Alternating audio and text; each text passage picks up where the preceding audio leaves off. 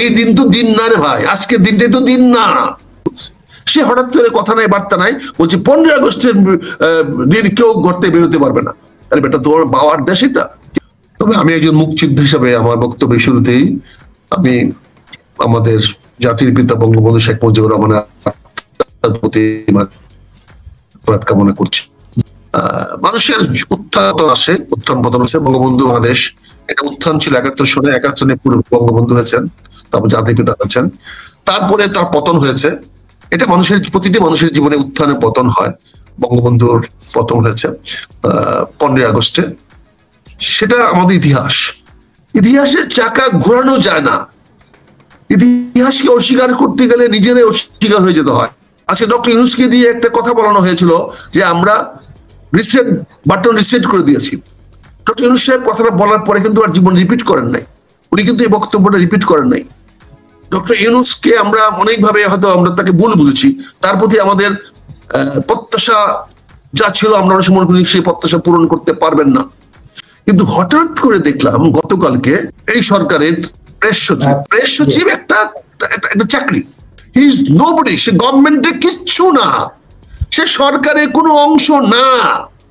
সরকার মানে তার কামলা কুমলা না। প্রধান উপদেষ্টা বাসায় ওই অনেক ওয়েটার আছে, মেস ওয়েটার আছে যারা ওনাকে চা পান খাওয়ায়। তাহলে ওরা কি সরকার? ওনার বাড়িতে ভিতরে বুয়া আছে যারা রান্না বান্না করে দেয় ওনাকে। তাহলে সেও কি সরকার? এই প্রেস সচিব এরকম একটি ওনার কর্মচারী, ওনার একজন ব্যক্তিগত কর্মচারী।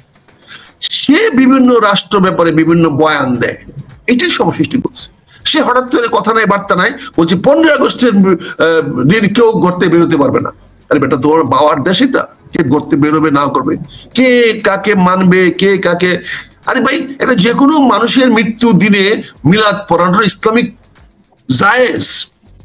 শেখ মুজিব তোমার বাপ হইতে না পারে, কিন্তু আরেকজন তো বাপ। আমার মতো বহুত লোকের তো বাপ মনে করে থাকে। তার অধিকার তুমি হরণ করে ফেলবা। তুমি একটা যদি প্রধান উপদেষ্টা হিসেবে বলতেন আমরা এটা প্রতিবাদ করতে পারতাম, কিন্তু ওনার একটা কর্মচারী, প্রেস সেক্রেটারি কর্মচারী। আমি তো বললাম যে ওই ওনার অফিসে অনেক কর্মচারী আছে, তার চা খাওয়ায় কি কর্মচারী না? প্রধান উপদেষ্টার কর্মচারী না? বলেন। তাহলে সে কি আমি সরকার?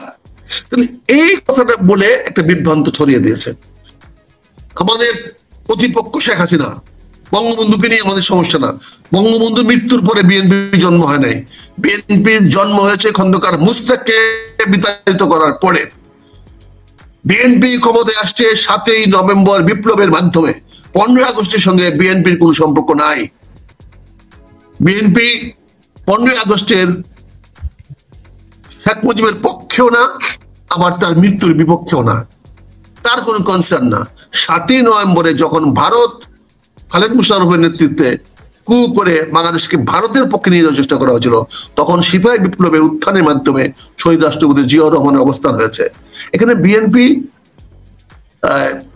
বঙ্গবন্ধুর বিপক্ষে নয়। পরবর্তীতে যখন আওয়ামী লীগকে পুনর্বাসিত করা হলো, এই জিয়াউর রহমান সাহেব এই পুনর্বাসিত করে গেলেন। উনি আওয়ামী লীগকে ক্ষমতায় নিয়ে আসছেন। উনি বাকশাল বাতিল করে দিয়ে উনি বহুদলীয় শাসন ব্যবস্থা কায়েম করলেন, যেখানে আওয়ামী লীগকে আবার পুনরুজ্জীবিত করা হলো। পরবর্তীতে আওয়ামী লীগ বিএনপির বিপক্ষে দাঁড়িয়ে গেছে, বিএনপির প্রতিপক্ষ হয়ে দাঁড়িয়েছে। কাজে আমাদের সংঘাতটা আওয়ামী লীগের সঙ্গে, বিএনপির সংঘাত আওয়ামী লীগের সঙ্গে, শেখ হাসিনার বিরুদ্ধে, শেখ হাসিনার অনুগতদের বিরুদ্ধে, কোনো অবস্থাতেই বঙ্গবন্ধুর বিরুদ্ধে নয়। এবং আমি মনে করি বিএনপির কোন সংঘাত বঙ্গবন্ধুর বিরুদ্ধে হতে পারে না। এটা তারেক রহমান সাহেব বলবেন না, দেশমাতা খালেদা জিয়াও বলবেন না। কাজে আপনি যেটা বলছেন এখানে এই খবরটা বিভ্রান্তিমূলক এবং এটা অপপ্রচার চালানো হচ্ছে, এবং বিএনপির নাম দিয়ে স্বাধীনতা বিরোধীরা এই কাজটা করতেছে। কারণ ওরা ওই নাম দিয়ে জামাত বা ছাত্র শিবির বা এরা ওদের নাম দিয়ে বঙ্গবন্ধুর বিরুদ্ধে কোনো কথা বলার সাহস এখনো বাংলাদেশে রাখে না। এখনো তারা স্পষ্টভাবে কথা বলতে পারে। এনসিবি ছেড়ে দিতে বলাবে। এনসিবির ছেলে দেখে দেখেন কি বিপদে ফেলা দিয়েছিল এই ইয়াতে টুঙ্গিপাড়া নিয়ে, গোপালগঞ্জ দিতে গিয়া কি বিপদে ফেলা দিয়েছিল। আজ পর্যন্ত জামাত কিন্তু এই ধরনের কোনো বক্তব্য দেয় নাই। জামাত কিন্তু এখন পর্যন্ত বঙ্গবন্ধুর বিরুদ্ধে কোনো বক্তব্য দেয় নাই, এবং আমার দৃঢ় বিশ্বাস তারা দিবেও না। তারা হয়তো আমাদের দিয়ে দেওয়াবে, বিএনপি কে দেওয়াবে। এটা বিএনপি যত তাড়াতাড়ি বুঝবে তাদের উদ্দেশ্যটা কি, কেন বিএনপি কে দিয়ে এই কাজগুলো করানো হচ্ছে, যে সমস্ত নেতাদেরকে দিয়ে বলা হচ্ছে তারা কতটুকু বিএনপির, এটা যখন বিএনপির লোকের অনুধাবন করবে তখনই বিএনপির জন্য মঙ্গল হবে। এটা আমার ব্যক্তিগত ধারণা। একেবারে। তাহলে আপনি বিএনপির প্রসঙ্গ পার্টটা রেখে যদি আমরা বলি, সরকার কেন ভয় পাচ্ছে তাহলে বঙ্গবন্ধুকে? আমি তো আবার বলি, সরকার তো ভয় পাচ্ছে না, সরকারের চাকর বাকর, সরকারের চাকর বাকর। আমি তো আপনার কেমন বুঝালাম, সরকার কোন উপদেষ্টা বা সরকারকে একটি কথা বলছে বঙ্গবন্ধুর বিরুদ্ধে? একটি কথা কেউ স্বরাষ্ট্রমন্ত্রী বলেছে? বলেন। কিন্তু বলেছে চাকর বাকরেরা, বলেছে শফিকুল আলম। শফিকুল আলম তো সরকারি কেউ না। আপনি সরকারকে কেন বলছে? সরকার তো কোনো অবস্থায় বঙ্গবন্ধুর বিরুদ্ধে কোনো বক্তব্য অন্তপক্ষে এই গত কয়েকদিনে দেয় নাই। উনি বাটন রিসেট করতে গিয়ে, পুরো বুক যুদ্ধ করতে গিয়ে উনি সেখান থেকে ফিরে আসছেন। ডক্টর ইউনূস সাহেব তো একবার কথা বলেন নাই, কাজে আপনি কেন সরকারকে দায়ী করবেন? সরকারের তো কিছু নাই। এটা শফিকুল আলম বক্তব্যটা দিয়েছে গতকালকে, প্রেস রিলিজ দিয়েছে, সংবাদ বলেছে আপনারা সেই সংবাদ প্রেমীরা, আপনারা সাংবাদিকরা সেটা প্রচার করেছেন। তারা আপনাদের কাছে শফিকুল আলম তো অনেক বড় মানে মানে পূজনীয় ব্যক্তি, আপনাদের গুরু, কারণ তার কথা এখন আপনাদের চাকরি হয়, আপনাদের বাকরি হয়, আপনারা কোন পেপারে থাকবেন, কোথায় থাকবেন না, সবকিছু নির্ভর করে কোন পত্রিকা কোন নিউজ ছাপাবে, কোন নিউজ দিবে। সবাই তো এখন ডক্টর ইউনূসকে তারা কেউ চেনে না। এই সংবাদ মহল আজকের মেইন স্ট্রিম, মেইন লাইন, তারা ডক্টর ইউনূসকে চেনে না, তারা চেনে শফিকুল আলমকে। এই Shafiqul Alam vested interest group, সে তার কারণে সে এখানে একটা বঙ্গবন্ধু বিরোধী ফোবিয়া তৈরি করে সে ফায়দা লুটার চেষ্টা করছে। আমি পরিষ্কার বলছি, সরকার অবশ্যই বঙ্গবন্ধুর বিপক্ষে যাচ্ছে না, ভয় পাচ্ছে না, ভয় পাচ্ছে তার ভিতরের এই চাকর বাকরেরা, যারা এই ফোবিয়া তুলে তাদের অবস্থানটাকে তারা আরো নিজেদেরকে নিরাপদ রাখতে চায় বা তারা তাদের চাকরিটা টিকায় রাখতে চায়। তারা মনে করে এই কথাটা বললে সরকারের ভিতরে তাদের গুরুত্ব বাড়বে, একটা মহল তাদেরকে বাহবা দিবে, শাবাশি দিবে। সেই মহলটা হয়তো এখন হালুয়া রুটিতে বকরা দিতে পারে। এখন যে প্রশাসন আছে, এই প্রশাসন কি? এই প্রশাসন উঠতে বইতে এখন আওয়ামী লীগ গালি দিতে হবে, না হলে এই প্রশাসনের চাকরি থাকবে না। একসময় এই প্রশাসন, এই পুলিশ বলেন, এই সিভিল প্রশাসন বলেন, তারা উঠতে বইতে বঙ্গবন্ধুর গান গাইতে হইতো, বঙ্গবন্ধুকে জপতে হইতো এবং আওয়ামী লীগের স্তুতি গাইতে হইতো। এখন এরাই তাদের চাকরি বাঁচিয়ে রাখার জন্য, তাদের অস্তিত্ব বাঁচিয়ে রাখার জন্য, তাদের পোস্টিং বাঁচিয়ে রাখার জন্য, ডিসিএস থাকার জন্য, তারা বিভিন্ন পুলিশের দায়িত্ব থাকার জন্য, ঢাকা মেট্রোপলিটন পুলিশের প্রধান থাকার জন্য, আইজিপি থাকার জন্য, তারা এখন উঠতে বইতে সারাদিন শুধু আওয়ামী লীগের বিরোধিতা করে, হাসিনার বিরোধিতা করে, আর বঙ্গবন্ধুর বিরোধিতাও একই অংশ হিসাবে করে, শুধু তাদের চাকরিটা বাঁচিয়ে রাখার জন্য। কাজেই আমি পরিষ্কার বলতে চাই, সরকারের ভিতরে একটা সরকার দাঁড়িয়ে গেছে। সেই সরকার এখন বেকাতে ফেলে দিতে চাচ্ছে ডক্টর ইউনূসকে, তারা চাপের মুখে রাখতে চাচ্ছে যাতে ডক্টর ইউনূস এই বাংলাদেশের জনগণের জন্য, মানুষের জন্য কল্যাণ করে কিছু করতে না পারে। আপনি দেখেন আমাদের অতীত ইতিহাস করে দেখেন না, প্রতিটা সরকার কিভাবে অসহায় করে ফেলি, তার পারিপার্শ্বিকতা যাদেরকে নিয়ে আমরা শক্তিশালী করি তাদের হাতে আমরা কিভাবে বন্দী হয়ে যাই। আজকে ডক্টর ইউনূসের সঙ্গে কিন্তু এনসিপির ছেলেরা দেখা করতে পারে না। আজকে হাসনাতের ক্ষমতা নাই দেখা করার ডক্টর ইউনূসের সঙ্গে। এখন আজকে কিন্তু সার্জিস চাইলেই এখন দেখা করতে পারবে না। এই যে উপদেষ্টা এনসিপি যে প্রধান নাহিদ ইচ্ছা করলে এখন গিয়ে প্রধান উপদেষ্টা দেখা করতে পারবে না। আজকে দেখেন, আপনি দেখেন, আপনি বাস্তবে দেখেন, দেখা হবে না। এখন দেখা করতে হলে তাকে ওই নর্মাল চ্যানেলে যেতে হবে, যে চ্যানেল আমাকেও দেখা করার জন্য যেতে হবে, আপনাকেও দেখা করার যেতে হবে, ওই নর্মাল চ্যানেল ফলো করতে হবে। আজকে আপনি বাস্তবতা গুলো আপনি অনুধাবন করার চেষ্টা করেন। আজকে আসিফ মাহমুদের বিরুদ্ধে লাগাতার ভাবে আজকে কথা বলা হচ্ছে। আর প্রধান উপদেষ্টা আসিফ মাহমুদের পক্ষে বলবে না বিপক্ষে বলবে? আসিফ মাহমুদের বিপক্ষে যে কথাগুলো বলা হচ্ছে, আসিফ মাহমুদ নিজে তো প্রেস রিলিজ করে বলেছে। আপনি আসিফ মাহমুদকে কেন টার্গেট করলেন? আপনি আসিফ মাহমুদ চাঁদা চেয়েছে, রাত্রেবেলা পুলিশে গেছে, এই রাত্রে গেলা মোটরসাইকেলে ঘুরতেছে, এইগুলো তো সরকার জানা, পুলিশের জানা, পুলিশ এগুলো প্রকাশ করে না কেন? আজকে যে ছেলেটা একটা ভিডিও ভাইরাল আপনারা বলছেন, বলা হচ্ছে, এই অপু যদি বক্তব্যটা ভাইরাল না করে যেত, তার গ্রেফতার হওয়ার আগেই তো সেটা দিয়েছে, কিন্তু গ্রেফতার হওয়ার পরে ভাইরালটা দেওয়ার কথা না। তাহলে অপু তো তার অবস্থানটাকে পরিষ্কার করে জাতির সামনে, অপুর ভাইরালটা তো অপু তো করে নাই, অপু এটাকে ভিডিও করে গিয়েছে, সে ভাবছে যে আমার উপরে একটা চাপ আসতে পারে, সে আত্মপক্ষ সমর্থন করেছে, যার অধিকার সবার আছে। আপনি সে আত্মপক্ষ সমর্থন করেছে, সে সমর্থন করে সে বলেছে, সেটা ভাইরাল হয়েছে। ভাইরাল হয়েছে কেন? সেটা মানুষের কাছে গ্রহণযোগ্য হয়েছে, মানুষ সেটা মেনে নিয়েছে। তাহলে এটা তো প্রশাসনের যে পুলিশ আছে, আমার বিভিন্ন গোয়েন্দা সংস্থা, তাদের তো বের করা উচিত। কারণ যদি কোনো কারণে ধরে নিলাম যে আসিফ মাহমুদ রাত্রেবেলা গুলশানে গেছে, অপু যে কথাটা বলতেছে অপুর কথাটা সঠিক, তাহলে সরকার তো সবার আগে জানবে, কারণ আসিফ মাহমুদ তো আন্ডার পুলিশ প্রোটেকশন থাকে সব সময়, প্রটোকলের মধ্যে থাকে। সে প্রটোকলের বাইরে সে যাবে কি করে? এটা তো প্রকাশ করে দিল। হ্যাঁ, দেখা যায় এইগুলোকে তো লিঙ্ক করে দেওয়া হয়েছে। ওই ছেলেটাও স্মার্টলি জানে আমাকে একটা অ্যালিগেশন আনতে হবে, আমাকে একটা কাউন্টার অ্যালিগেশন দাঁড় করাতে হবে। এটা তো সিম্পল, এটাকে আমরা বলি যে ব্লেম গেম। এটা তো আমরা উদ্ধৃত করে আসছি যে আমাকে ব্লেম গেমে ফেলতেছে কারা? সরকার, একটা মহল। কাজে অপু সিলেক্ট করেছে যে আমাকেও একটা কাউকে আনতে হবে। সে হয়তো সব টার্গেট হিসেবে পেয়েছে আসিফ মাহমুদকে, কারণ আসিফ মাহমুদ নিয়ে কথা হচ্ছে, তার বাবাকে নিয়ে কথা হচ্ছে, বিভিন্ন ভাবে সে কন্ট্রোভার্সি হয়েছে, তার বিভিন্ন জিনিস হয়েছে, এবং আসিফ মাহমুদকে সে সফট টার্গেট পেয়েছে, সেটা সে প্রকাশ করে দিয়েছে। এখন এই ব্যাপারে তো আমরা পুলিশের ভাষ্য দেখতে পারতাম, মেট্রোপলিটন ম্যাজিস্ট্রেট, মেট্রোপলিটনের চিফের ভাষ্য দেখতে পারতাম যে না, এই ছবিটা যে সে বলতেছে সঠিক না। আমাদের পুলিশ রেকর্ড বলে আসিফ মাহমুদ সাহেব অর্ডার থেকে অর্ডার বন্ধ বা এই দিন ঘরের বাইরে যায় নাই, ম্যাটার এন্ডস, বিষয়টা এখানে শেষ হয়ে যায়। কিন্তু খেলাটা খেলানো হচ্ছে। আমার মনে হয় একটা ছেলে চাঁদাবাজি করছে, ধরলাম অপু সাম্মিদের বাড়িতে চাঁদাবাজি করছে, এমন কি হয়েছে যে একবারে সারা জাতীয় নিউজে করতে হবে?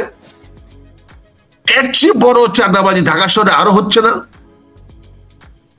আপনি গত 1 বছরে একটা পুলিশ অফিসারের চাঁদাবাজির খবর দিয়েছেন? সামরিক বাহিনীর একটি অফিসারের চাঁদাবাজির খবর দিয়েছেন? প্রশাসনের একটি অফিসারের চাঁদাবাজির খবর দিয়েছেন? ঢাকার মেয়রের দায়িত্ব যারা পালন করতেছেন, যারা বিভিন্ন প্রশাসনের দায়িত্ব পালন করতেছেন, তারা কি পরিমাণ চাঁদা নিচ্ছে তার খবর আপনি দিয়েছেন? না দিয়ে আপনি বৈষম্য ছাত্র আন্দোলনের নেতৃত্বে যারা ছিল, 2, 3, 5 জনের যারা ছিল, সেই 5 জনের মধ্যে আপনি আঘাত করে বসলেন। 4 জনকে আপনি কক্সবাজার নিয়ে কবর দিয়ে দিলেন, জ্যান্ত কবর দিয়ে দিলেন তাদেরকে। তারা জ্যান্ত মৃত মানুষ এখন ঘুরে বেড়াচ্ছে ঢাকা শহরে, তাদের কোনো অস্তিত্ব নাই, তারা এখন অপ্রাসঙ্গিক হয়ে গেছে। আপনি গত এই 1 সপ্তাহে 5 তারিখ থেকে নিয়ে আজকে এই 14 তারিখে আপনি এদের কোনো অস্তিত্ব দেখেছেন? তাদের মিডিয়াতে কোনো নাম দেখেছেন? কোনো বক্তব্য দেখেছেন? একইভাবে আপনি আসিফ মাহমুদকে আক্রমণ করলেন। আসিফ মাহমুদ হতে পারে আওয়ামী লীগের টার্গেট, আসিফ মাহমুদ হতে পারে আওয়ামী লীগের টার্গেট। আওয়ামী লীগ বলতে পারে আসিফ মাহমুদ খারাপ, আসিফ মাহমুদ চোর বলতে পারে, বিকজ তার শত্রু। কিন্তু আমি কেন? আসিফ মাহমুদ যখন নিজে সংবাদ সম্মেলন করে বলেন যে আমি নীলা মার্কেটে গিয়ে হাঁস খাই ভোর রাত্রে, না হলে আমি ওয়েস্টিন এসে খাই, এমন কি আলাদিনের চেরাগ যে সরকারের একজন উপদেষ্টা ভোর রাত্রে নীলা মার্কেটে গিয়ে হাঁস পার্টি করতে হবে, না হইলে এসে ওয়েস্টিনে খাইতে হবে? তার প্রেক্ষাপটটা তো আমরা চিন্তা করতে হবে। সে তো বলে নাই যে, সে তো উপদেষ্টা হিসাবে এখন যে বেতন পায়, সে যদি রাতে 2টা-3টা পর্যন্ত সচিবালয়ে কাজ করে, সে বলেছে আমি কাজ করি, 2টা-3টা পর্যন্ত কাজ করি, অনেক সময় ঘরে এসে আমার খাবার থাকে না। এটা কিন্তু আপনার এটা দেখছেন কেন? তার ঘরে খাবার নাই, এটা দেখতেছেন না কেন? আর সেখানে নীলা মার্কেটে গিয়ে হাঁস খাওয়া তো কোটি কোটি টাকার ব্যাপার না। নীলা মার্কেটে তো খুব না, নীলা মার্কেট একটা সিম্পল একটা উপদেষ্টা যদি নীলা মার্কেটে তার লোকজন নিয়ে খেতে যায়, এটা তো সিম্পলিসিটির লক্ষণ, এটা তো সরলতার লক্ষণ। আর ওয়েস্টার্ন হোটেলে গিয়ে যদি খায়, ওয়েস্টার্ন তো আওয়ামী লীগের হোটেল, আওয়ামী লীগের মালিকের হোটেল, সেখানে গুলশানে তার সে যদি যায়, ওখান থেকে নীলা মার্কেট না পায়, খেতে আসে, সে তো ওয়েস্টার্নে খাওয়ানোর মতো আর্থিক সঙ্গতি তার তো আছে, বুঝতে পারছি না? কাজে আপনি যে ভাই যারা বলতেছেন জি ভাই এই যে আপনার চোখে সে বিএনপি, আপনি যে বলতেছেন বিএনপি ওখানে গেছে, ভাই আপনার চোখে বিএনপি, আপনার চোখে তারা বিএনপি, কিন্তু তারা তো বিএনপি না। আপনার চোখে আপনি তাদেরকে মনে করেন বিএনপি, কিন্তু ওরা তো বিএনপি না, ওরা বিএনপি ভিতরে ঘাপটি মেরে থাকা স্বাধীনতা বিরোধী শক্তি, যা অনেকে আমাদের মধ্যে আছে, তারা তো বিএনপি না। বুঝতে পারছেন না? স্বাধীনতা বিরোধী অনেক শক্তি বিএনপির মধ্যে ঘাটতি আছে, তাদেরকে দেখে আপনি বলতেছেন তারা বিএনপি। তারা কেউ বিএনপি না, আমি দায়িত্ব নিয়ে বলছি। তার জন্য যদি বিএনপি লোকেরা আমাকে ফাঁসি দেয় দিবে, কিন্তু বিএনপি কোন লোক সেখানে যায় না। যারা যাচ্ছে, যেই যাচ্ছে সে কিন্তু ওই ঘাপটি মেরে থাকা লোক, সে যেই হোক, এমনকি স্থায়ী কমিটির কেউ হয়ে থাকে, স্থায়ী কমিটির কেউ হয়ে থাকে, সেও কিন্তু ওই ঘাপটি মারা লোক, ঘাপটি মারা লোক। খন্দকার মুস্তাক ওই বঙ্গবন্ধুর মৃত্যুর 5 মিনিট আগে বিশ্বাস করে নাই যে খন্দকার মুস্তাক শেখ মুজিবের বিরুদ্ধে। নিহত হওয়ার পরে বুঝতে পেরেছে এই সেলুকাসের মতো, হ্যাঁ ব্রুটাস তুমিও আমার বিরুদ্ধে। হ্যাঁ, সেই ব্রুটাসের গল্প, সেই ব্রুটাসের গল্প শেক্সপিয়ারের সেই নাটকের ডায়লগ কে না জানে? ব্রুটাস মানে কি তার সবচেয়ে বিশ্বস্ত বন্ধু। যখন তাকে সবাই মারতে আসলো, সেই মৃত্যু ওই গ্রুপের মধ্যে যখন ব্রুটাসকে দেখলো, তখন সে জুলিয়াস সিজার বললো, ব্রুটাস তুমিও এখানে, তুমিও মারতে আসলে আমাকে। কাজে দলের মধ্যে যে কারা ব্রুটাস, কারা যে মুস্তাক, এটা বুঝতে আমাদের অনেক সময় লাগে, অনেক সময় লাগে। একেবারে আজকে আমার নেতা তারেক রহমান সাহেব কাদের ভুলের কারণে উনাকে আজকে দেশান্তরে থাকতে হয়েছে, উনি জেনেছেন, জানেন, এখন পরিষ্কার জানেন। কাজে ব্রুটাসদের অভাব কোনোদিন বাংলাতে হয় না, এবং যত বড় বড় নেতারা হয় হোক, তাই নেতারা প্রতিবাদ করবে। প্রতিবাদ করতে গেলে তো দলের মধ্যে কোন্দল সৃষ্টি হবে, প্রতিবাদ করলে তো ওই নেতাটাকে আপনার টার্গেট করবেন। সবাই তো মেজর আক্তার না রে ভাই, রফিকুল ইসলাম ভুঁইয়া, সবাই তো মেজর আক্তার না, যে নিজের অস্তিত্ব চিন্তা করে না, যেটা তার চোখে ধরা পড়ে সেটা সে পরিষ্কার করে সবার সামনে বলে। আমরা জানি তো আপনারা কারা। এই বিএনপি তো আমরা 40 বছর ধরে বিএনপি করি, এই বিএনপির জন্মদিন থেকে আমরা, বুঝছেন না, লোকে টুকায় বিএনপি করেছি। যারা বিএনপি করেন তারা তো বিভিন্ন দলের লোক ছিলেন, যারা আজকে বড় নেতারা, টুকায় তো বিএনপিতে ঢুকাইছি। তাতে আমরা তো জানি আমরা বিএনপি পরিষ্কৃত থাকবো, তাতে কোনো আসা যায় না। কাজেই যারা আজকে এই বঙ্গবন্ধুর বা 15 আগস্টের জন্য বিদেশ সঞ্চয় করছে, তারা কিন্তু এই সরকারের বন্ধু নয়, তারা দেশটাকে একটা বিপদ দিকে নিয়ে যাচ্ছে। আজকে 32 নম্বরকে ভেঙে এই সরকার তো কোনো ইতিবাচক কিছু অর্জন করতে পারে নাই, বরঞ্চ মানুষের কাছে বিতর্কিত হয়েছে, তাদের অবস্থানটাকে দুর্বল হয়েছে। ডক্টর ইউনূসের অবস্থান অনেক শক্তিশালী হতো যদি এই 32 নম্বরের ঘটনাটা না ঘটতো। এই দায়িত্ব তো ওনার উপরে পড়েছে, আগামীতে ওনাকে তো জবাব দিতে হবে একদিন না একদিন, এই 32 নম্বর কেন ভাঙ্গা হলো। এই দিন তো দিন না রে ভাই, আজকের দিনটাই তো দিন না, গত দিন আর কোনদিন ফিরে আসবে না, বিগত দিন চলে যাবে। কাজে ইতিহাসকে অস্বীকার করার চেষ্টা করবেন না। ইতিহাসকে যারা মানে নাই তারা ইতিহাসের আস্থা করে পতিত হয়েছে। আজকে বঙ্গবন্ধু তার ভুল বলেন, যাই কিছু বলেন, তার প্রায়শ্চিত্ত ওনার রক্ত দিয়ে জীবন দিয়ে করে গেছেন। তারপরেও মৃত ব্যক্তিকে নিয়ে আমাদের এই ধরনের আলোচনা করা, এটা আমি মনে করি এটা অনুচিত, এটা করা উচিত না। আর যারা করেছেন তাদেরকে আমরা পাই। কাজে আসেন আমরা আগামী সামনে আগাই। আমি কোনো অবস্থাতে একমত না যে কাউকে যে মৃত্যু দিবস পালন করতে দিবেন না, এইটাতে আমি, কেউ বাড়াবাড়ি করতে পারে, কেউ বেশি করতে পারে, মৃত্যু দিবস পালন করতে গিয়ে অনেক কিছু করতে পারে, কিন্তু মৃত্যু দিবস পালন করতে দেবেন না, একজন মুসলমান হিসাবে আমি এটা মেনে নিতে পারবো না এবং মেনে নিব না।